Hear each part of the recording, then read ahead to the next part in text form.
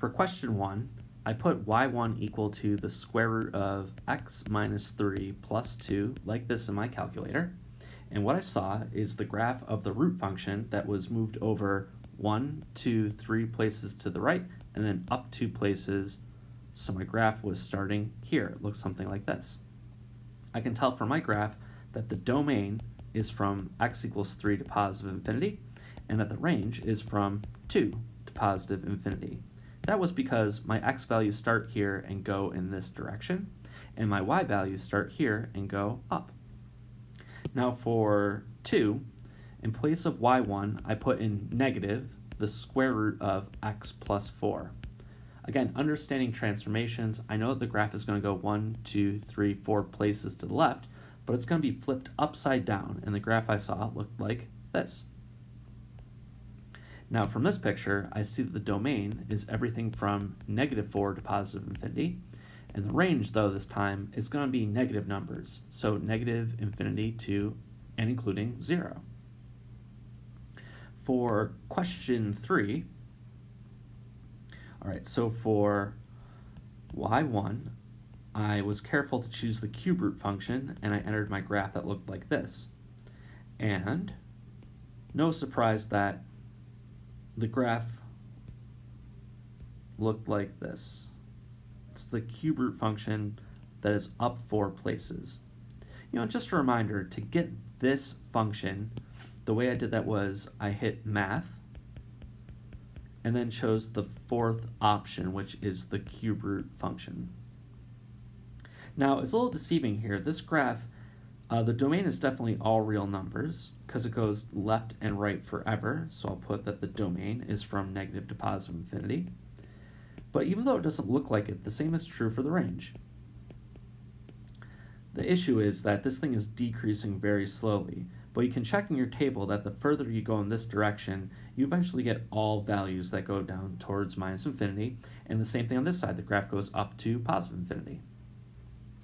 And for the last graph, for y1, I entered the cube root of x minus 2. And this took the cube root function and it moved it 2 places to the right, and so my graph looked like this. Again, the domain and range is also all real numbers, and that is it for the first 4 questions.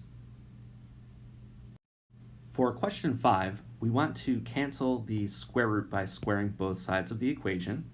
So that is, if we have the square root of x plus 4 is equal to 1, if we square both sides, on the left, the squaring cancels the square root, leaving us with just x plus 4, and then 1 squared is equal to 1. So now we have this much easier equation to solve, where I can subtract 4 from both sides, and we get our answer that x is equal to negative 3. I'll leave it to you to check that this actually works in the original equation, but all you would do is take negative 3 and plug it right here. All right, for the next equation, we can use the same approach, but I know there's going to be no solution for question 6. But just to look at the process to see what happens, if you take the left side and you square it and do the same thing to the right, the equation becomes 2x plus 1 is equal to, well, squaring the negative makes it positive 9. And it looks like this thing will have a solution. You'll subtract 1, you'll get that 2x is equal to 8, which means after dividing both sides by 2, that x is equal to 4. But if you check this in the original equation, there's no way the square root can equal a negative number by definition. So technically, this is not a solution. It does not work in the original equation.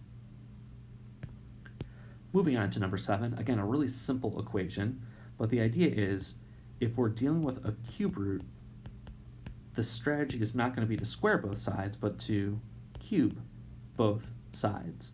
Cubing a cube root cancels it to x plus 4, and cubing 1 gives us 1. Again, I would subtract 4 from both sides, and we get that x is equal to negative 3, which is a solution to the equation. Now in 8, what about the cube root of 2x plus 1 is equal to negative 3? Well, I'll still cube both sides. So we get 2x plus 1 on the left, but here cubing the negative means it remains negative, and 3 cubed is 27. It turns out that this number, whatever it is for x, will be a solution to the original equation. I'll subtract 1. I get that 2x is equal to negative 28. And after dividing both sides by 2, I get that my answer is x is equal to negative 14. The last 4 questions are a little bit more difficult, although we're going to use the same strategy. And that strategy is to take the equation, and since the square root is isolated, I will square both sides. On the left, we get something simple, just x plus 3, but here we have to be careful. When you square this, it's not just x squared and 9. You actually get 2 middle terms as well. That is, you get x squared, you get a minus 3x, another minus 3x, but then a positive 9 at the end. The reason for this is x minus 3 squared. This is the same thing as saying x minus 3 times x minus 3. So you have to FOIL it out. That being said, we have x plus 3 is equal to, I'm going to start combining like terms. We get negative 6x plus 9. And I'm going to take the approach of setting one side equal to 0 by subtracting both x and 3. I get 0 is equal to x squared minus 7x plus 6. It would be great if this thing could factor, because it'd be easy to see the solutions to the equation. I need two numbers that multiply to a positive 6 yet add to a negative 7. Okay, it has to be 1 and 6. The product is positive 6, the sum is negative 7, and this tells me my solutions are x is equal to 1 and x is equal to 6. I will note that if you check 1 in the original equation, it does not work. In fact, the only solution is going to be x is equal to 6. What you can do is take these numbers, put them into the original equation, and just make sure the left and right sides are equal. It won't work for 1, but it will work for 6. Let's try this again in question 10. Same idea. I want to take my equation. It's already set up where I can square both sides, since the square root is isolated. Okay, on the left, again, it's really simple. It's just x plus 3, but I have to FOIL the right.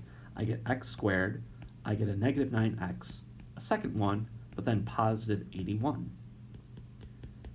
If I simplify the expression, I get negative 18x plus 81.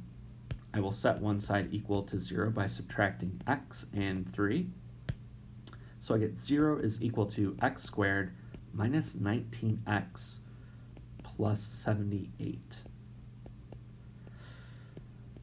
So not as obvious, but it's got to be an x minus and an x minus. I need two numbers that multiply to 78 and add to negative 19. All right, well, after a little bit of work, I see that it is 6 and 13. And this means I have two potential solutions. X could be 6, or x could be 13. And it turns out that this one is no good. In fact, the only solution is 13. For question 11, again, my approach is going to be to square both sides as my first step, since I have solved for the square root. My equation becomes x minus 4 is equal to x squared. I get a minus 6x and a second one, and a positive 36. If I combine my terms, I get x squared minus 12x plus 36 on the right. And this time I'll subtract x, but also add 4. So I get 0 is equal to x squared minus 13x plus 40. Is it possible to find two factors? It'd have to be an x minus and an x minus. All right, this one's a little easier. Okay, it's x minus 5 and x minus 8. The sum is 13, and the product is a positive 40. And this means there are two potential solutions. X could be 5, or x could be equal to 8. And it turns out that this one's no good, but 8 is fine. A quick check would be, well, if you put 5 into the original equation, it'd be 5 minus 6, which is a negative number, and a square root can never yield a negative value. 8 works just fine, that's why it's the only solution. And for the last problem, again, these all are pretty similar. The only issue is that I think this one will be harder to guess the factors, but let's see.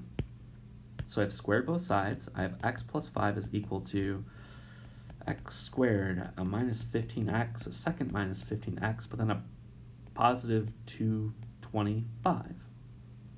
I'll subtract both x. Well, let's back up.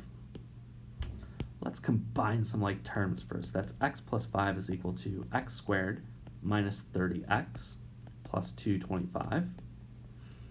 I'll now subtract x from both sides as well as 5. And I get 0 is equal to x squared minus 31x plus 220. Does this factor?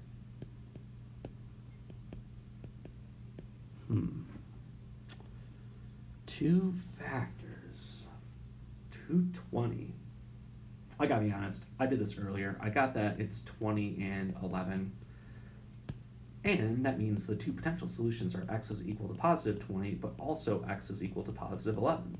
And just like last time, the smaller one didn't work, but the larger of the two did, and that's the final answer.